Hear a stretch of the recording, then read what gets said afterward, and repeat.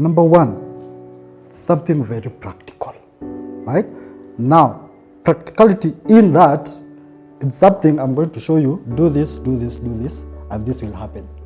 So simple as that. Number one, very practical. So I show you, save here, this is what is going to happen, invest here, this is what you will get, right? That's number one, the practicality of it. Number two, why I'm passionate about teaching young people about saving and investment is because I feel everyone should have this knowledge. In the sense that when I was in uni, I was taught some of these things about investing, but I was never taught how to apply it in my life, right? I was taught how to value a bond, which will not really help me in my own personal finances. But now, how I do it is I show people how it applies to their own personal lives. So that's reason number two why I like and I'm passionate about teaching young people about savings and investment. So number one, it's something very practical. And you get to my class, after the class you'll get things to do after the class, right? Like takeaway points or action plans, right? And then number two is the reason that I think all of us should have been taught this when we were in school, but now that we are taught, that's why I like doing it.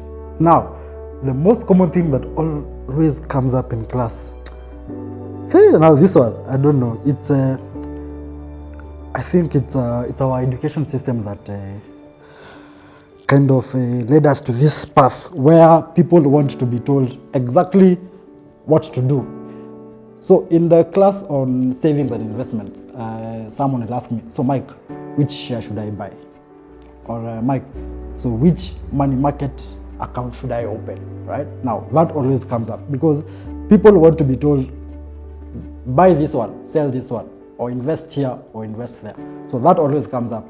But what I do is I give you the options and explain how the options work.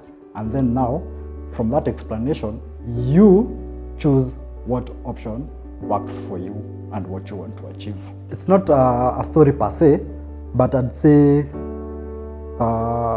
incidences where people have approached me and they're like, you know, Mike, I remember you taught me this and this and this. So I think that's what I can say about impact, right?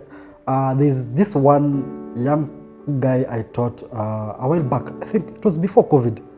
Yes, his name is Garang, and I cannot forget that guy. Now, Garang is a photographer, very good photographer. Now, I'd gone to an event, and the guy was there taking official photos of the event, and he realized and noticed me, and then he called me Mwalimu. Yani, that just warmed my heart, and yeah, it assured me that what I do, you know, is helping people out there. So yes, so it's there've been a few other instances where people have approached me. They're like, yeah, Mike, I remember you from this event. I remember you from this class.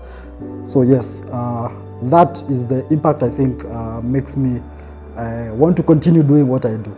Some of the takeaways that guys get when they come from my class is number one, feedback that we've received is that people are able to separate their money, because in the class I always emphasize the fact that you cannot be saving and using money in the same account like for your shopping, right? So I emphasize that you need to have at least 2 bank accounts for your current account, that's for your day-to-day things, and then now your savings account strictly for your savings. So that's number one, separating your money, right? Money for your expenses or for your daily use, and then your savings.